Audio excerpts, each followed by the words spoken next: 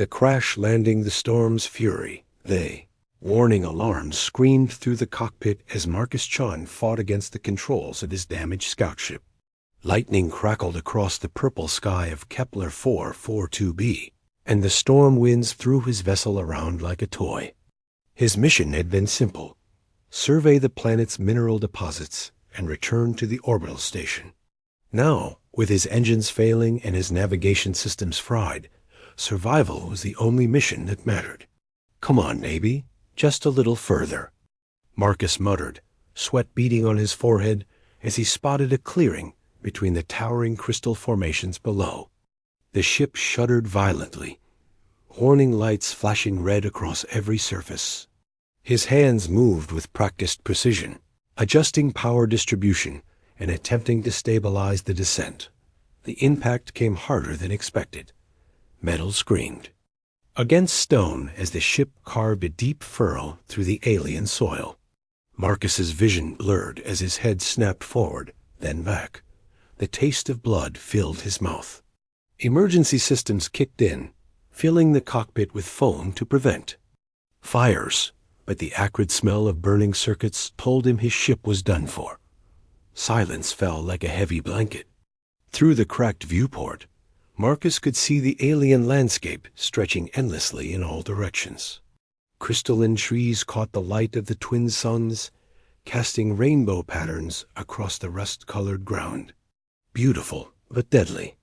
He knew from the survey data that this planet was home to predators that could tear through steel plating. The wounded stranger Marcus forced himself to move, checking his injuries. A cut on his forehead, some bruised ribs, but nothing fatal. His emergency kit was intact, along with enough supplies for maybe a week. The distress beacon was transmitting, but rescue could take days or weeks to arrive. He had to find shelter and wait it out. The sound hit him as he gathered his gear, a low, pained growling that definitely wasn't human. Marcus froze, his hand moving instinctively to the plasma pistol on his belt. The growling came again, weaker. This time, from somewhere beyond the wreckage. He found her huddled behind a fallen piece of hull plating, and Marcus's breath caught in his throat. She was humanoid, but clearly alien, with pale blue skin that seemed to shimmer in the light.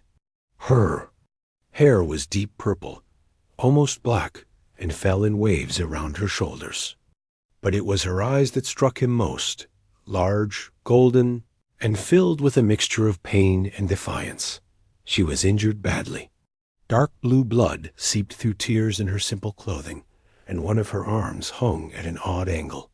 Despite her obvious need for help, she bared her teeth at him when he approached, a sound like an angry cat rumbling from her throat. "Stay back, human," she hissed, her voice accented with strange musical tones.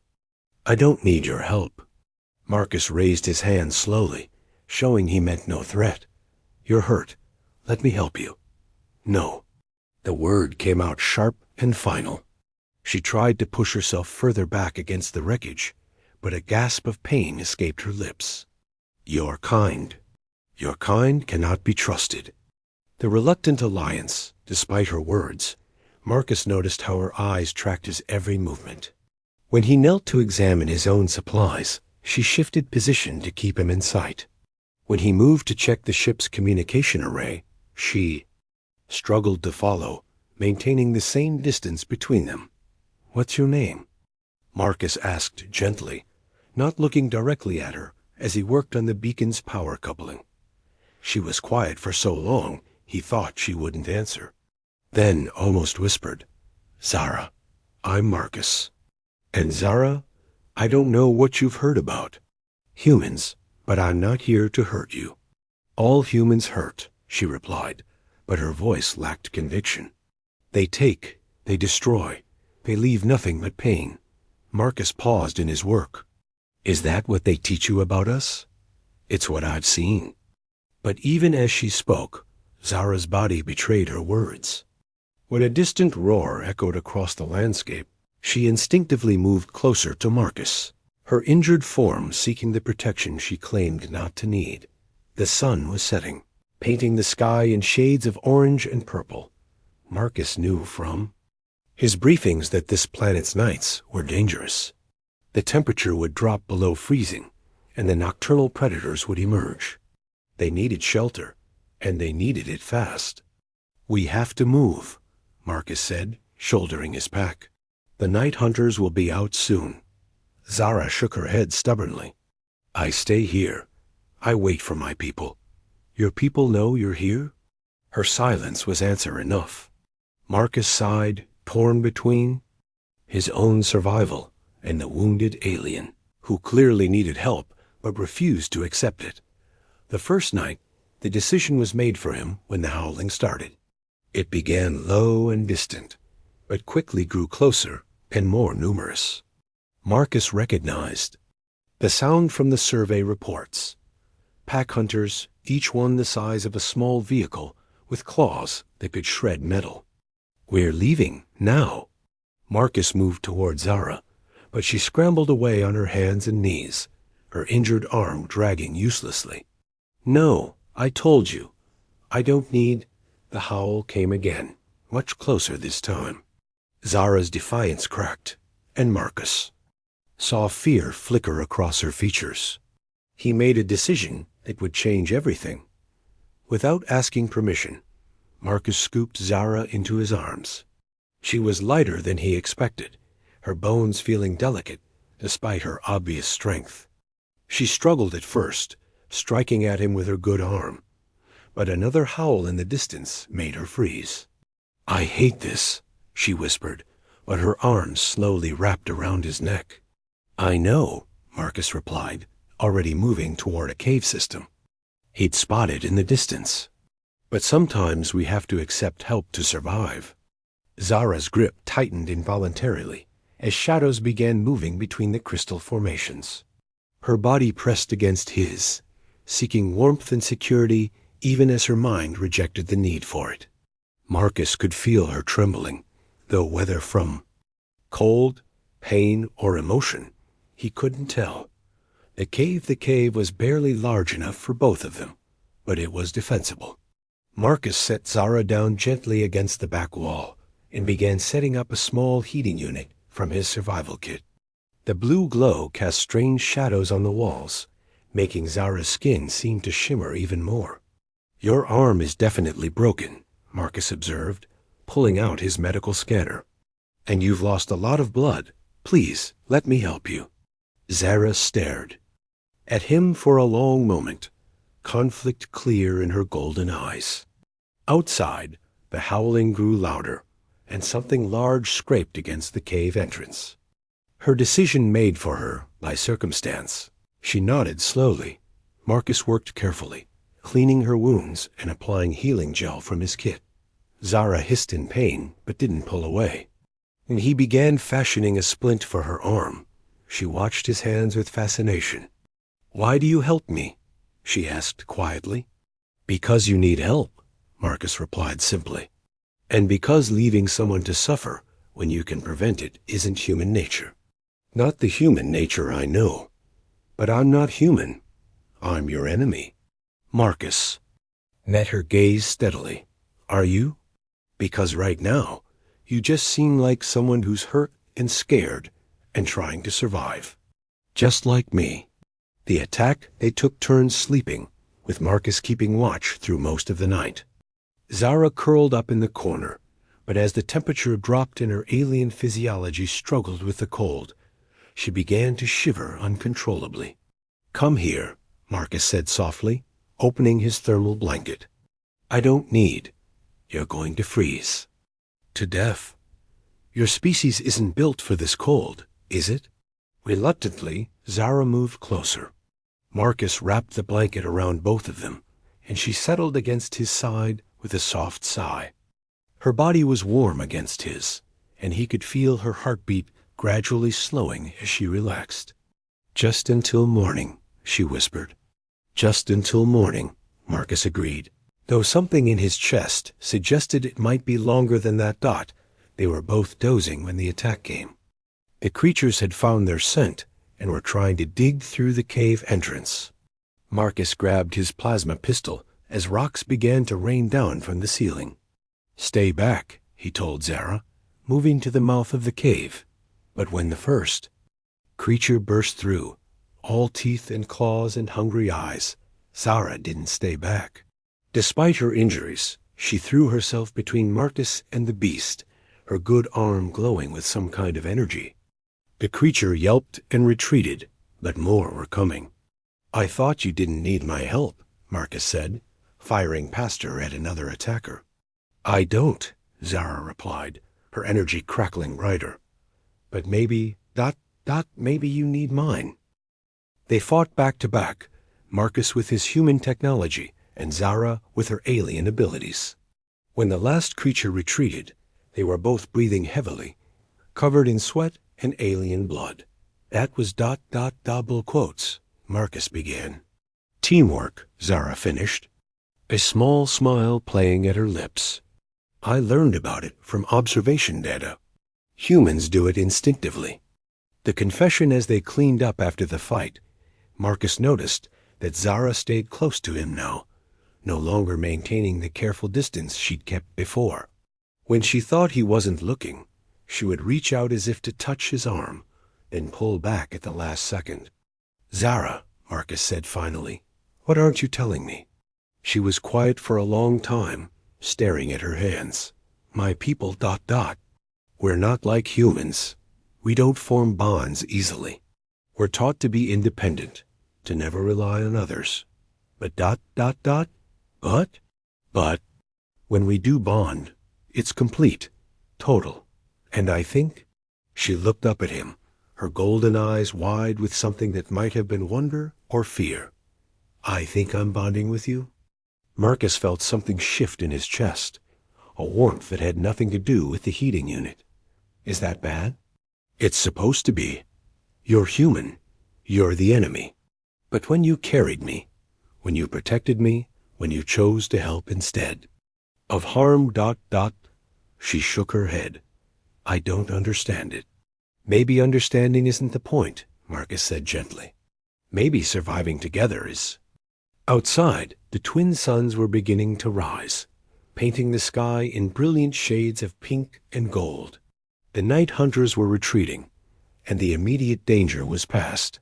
But Marcus knew that everything had changed between them in those dark hours. Zara moved closer, and this time she didn't stop herself from touching his arm. Her hand was warm and soft, and Marcus could feel a slight tremor in her fingers. "I still don't need you," she said, but her voice was soft now, lacking the harsh edge it had carried before. "I know," Marcus replied, covering her hand with his own. "But maybe want is enough." As the morning light filtered into their cave, Zara leaned against Marcus's shoulder, her breathing finally steady and peaceful.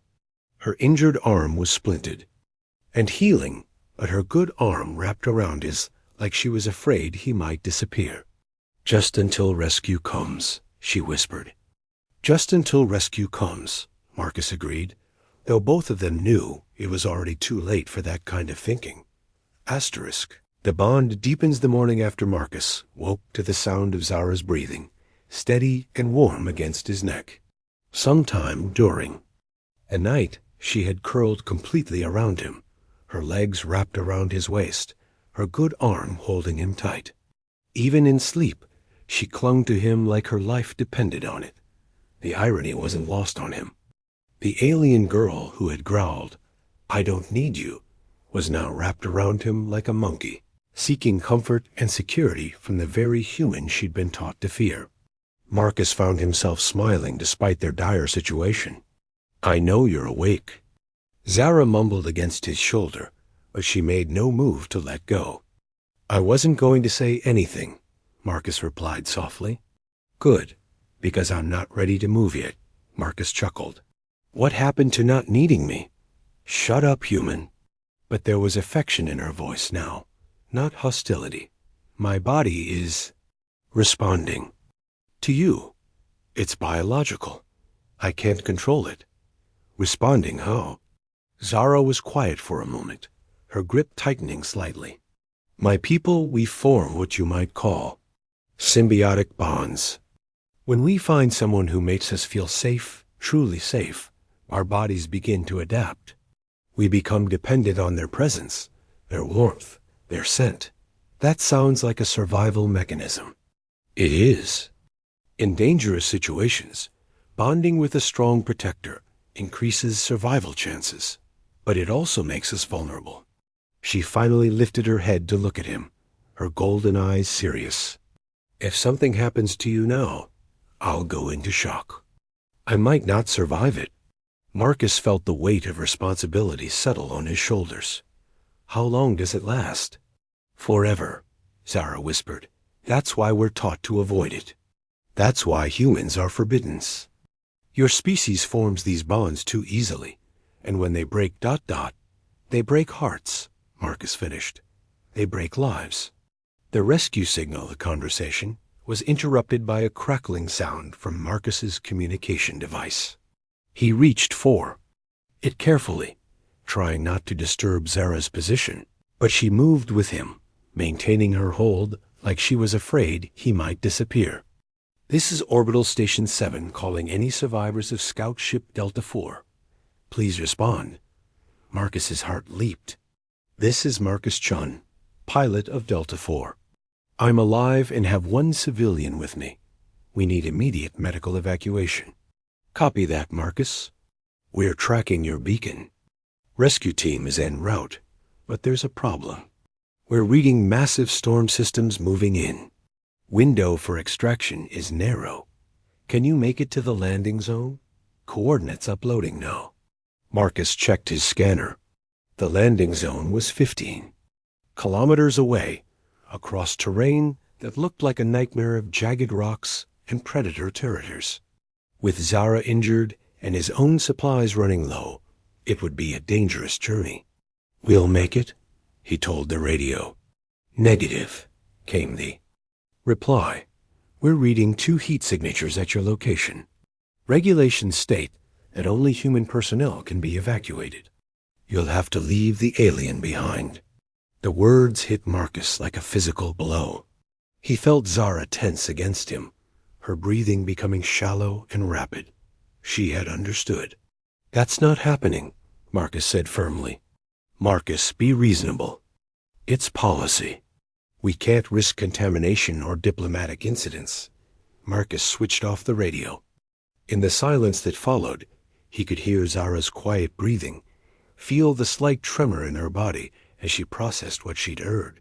You should go, she said finally, her voice barely above a whisper.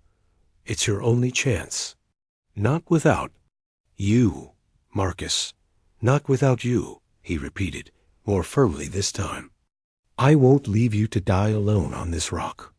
Zara pulled back to look at him, tears shimmering in her golden eyes. But if you stay, we both die. Then we both die, but we die together. A journey begins. They set out an hour later with Zara, riding on Marcus's back despite her protests. Her injured arm made walking difficult, and the symbiotic bond she'd described seemed to make separation increasingly painful for her. Every time Marcus moved more than a few feet away, she would become agitated, her breathing rapid and her skin pale. I hate this, she muttered as they navigated around a field of razor-sharp crystal formations. I hate being weak. You're not weak, Marcus replied, adjusting his grip on her legs. You're injured. There's a difference. My people would see it as the same thing. Your people aren't here. I am. The journey was harder than Marcus had expected. The terrain was treacherous, with hidden crevices and unstable ground. Worse, they were being followed. Marcus could see the shadows moving in their peripheral vision, pack hunters tracking there. Sent, but not yet ready to attack. They're waiting for us to weaken, Zara observed, her chin resting on his shoulder as she watched their pursuers. They can smell my blood. They know I'm injured. Let them wait, Marcus said grimly. We're not stopping. But after 6 hours of walking, with the storm clouds gathering overhead and the landing zone still kilometers away, Marcus had to admit they were in trouble. His legs were shaking with exhaustion, and Zara's weight, light as she was, felt like it was growing heavier with each step. "Put me down," Zara said suddenly. "What? Put me down." "I can walk." Marcus stopped and carefully lowered her to the ground. Zara swayed slightly, but remained upright, her good arm pressed against his chest for support. "I won't be carried to." "Safety like a child," she said, her pride reasserting itself despite the circumstances. "If we're going to survive this, we survive it together. As equals." Marcus smiled despite their situation. "As equals?" The storm hit them like a living thing, with winds strong enough to knock them off their feet and lightning that turned the sky into a battlefield. Marcus and Zara huddled together in the shelter of a rock formation, but it was clear they wouldn't be able to continue in these conditions. "The rescue team won't be able to land in this," Marcus shouted over the wind. "Then we wait," Zara replied, pressing closer to him. "We wait and we survive." But surviving was becoming increasingly difficult. The temperature was dropping rapidly, and Marcus could feel Zara beginning to shiver uncontrollably. Her alien physiology, adapted for warmer climates, was struggling with the cold. "I need to warm you up," Marcus said, opening his jacket. "I'm fine," Zara protested, but her teeth were chattering. "No, you're not. And if you go into hypothermia, we're both dead." Marcus pulled Zara against him, wrapping his jacket around both of them. She curled into his warmth like a cat, her body fitting perfectly against his. He could feel her heartbeat against his chest, fast and fluttering like a bird's. "Better?" he asked. "Much," she whispered, her arms wrapping around his waist. "Marcus? Yeah? Thank you for not leaving me behind. Thank you for not making me." They held each other through the storm, sharing warmth and comfort as the wind howled around them. Marcus found himself studying Zara's face in the dim light, memorizing the delicate curve of her cheekbones, the way her purple hair caught the occasional flash of lightning. "What are you thinking?" she asked softly. "That you're beautiful," Marcus replied honestly, "and that if we die here, I'm glad I'm dying with you." Zara's eyes widened, and for a moment Marcus thought he'd said something wrong. Then she smiled, the first genuine smile he'd seen from her. "You're very strange for a human," she said. "You're very strange for an alien. Good. Strange is better than ordinary." The final push the storm passed just before dawn, leaving the yawn. Landscape washed clean and gleaming in the pale light. Marcus and Zara emerged from their shelter to find that the rescue team had managed to land during a brief lull in the weather. The landing zone was less than a kilometer away, but their path was blocked by a pack of the hunters who had been tracking them. 6 of them, Marcus counted, checking his plasma pistol. "I've got maybe 10 shots left." "I can help," Zara said, her good arm beginning to glow with that strange energy Marcus had seen before. "You're injured. You should save your strength." "My strength is for protecting what I care about," Zara replied, moving to stand beside him. "And I care about you, Marcus-chun." The words hit him harder than any physical blow. In the growing light, with alien predators circling them and rescue tantalizingly close, Marcus realized that he cared about her too. More than cared, if he was being honest. "Then let's show them what happens when they threaten something we care about," he said. The battle was brief, but intense. Marcus used his human technology, while Zara wielded her alien abilities, and together, they proved that cooperation could overcome aggression.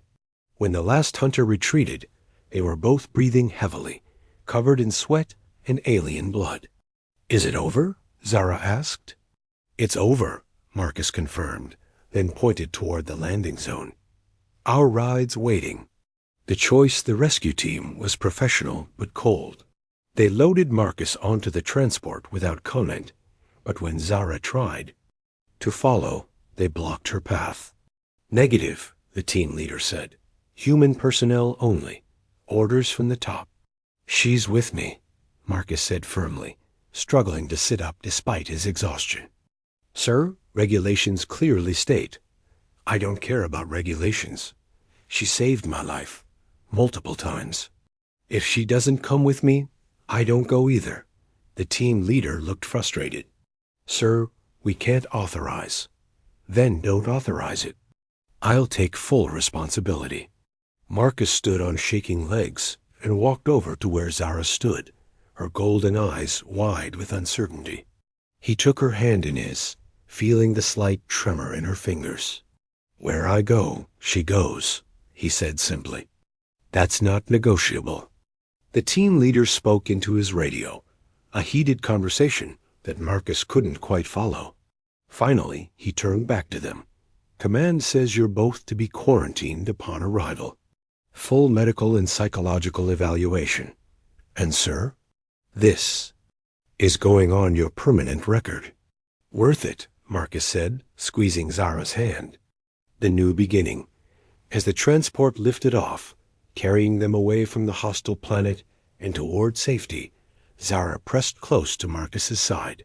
Her symbiotic bond had deepened during their ordeal, and separation from him for even a few minutes caused her visible distress. What happens now? She asked, watching the planet shrink below them. Now we figure out how to make this work, Marcus replied. You and me together. Whatever that means. It means everything changes, Zara said, softly. For both of us.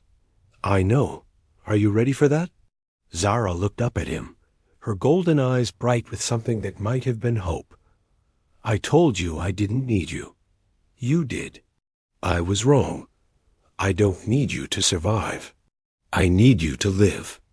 Marcus smiled, pulling her closer. And let's live together. As the transport carried them toward their uncertain future, Zara curled against Marcus's side, her arms wrapped around him like she would never let go. The alien girl who had growled, "Stay away, human," had become something else entirely. A partner, a companion, a piece of his heart that he never wanted to give back. And in the quiet hum of the transport, with the hostile planet fading behind them and the stars stretching endlessly ahead, Marcus realized that sometimes the best discoveries weren't mineral deposits or new technologies. Sometimes they were. Connections that changed everything, bonds that made survival worth the effort. Zara's breathing evened out as she fell asleep in his arms, and Marcus found himself thinking about the future they would build together. It wouldn't be easy. There would be regulations to navigate, prejudices to overcome, and the challenges of two very different species learning to share a life. But as he felt Zara's warm weight against him, her trust absolute and her bond unbreakable, Marcus knew they would face those challenges together. The alien girl who had clung to him like a monkey had become something far more precious. She had become home. And home, Marcus thought as the transport carried them toward the stars, was worth fighting. For **.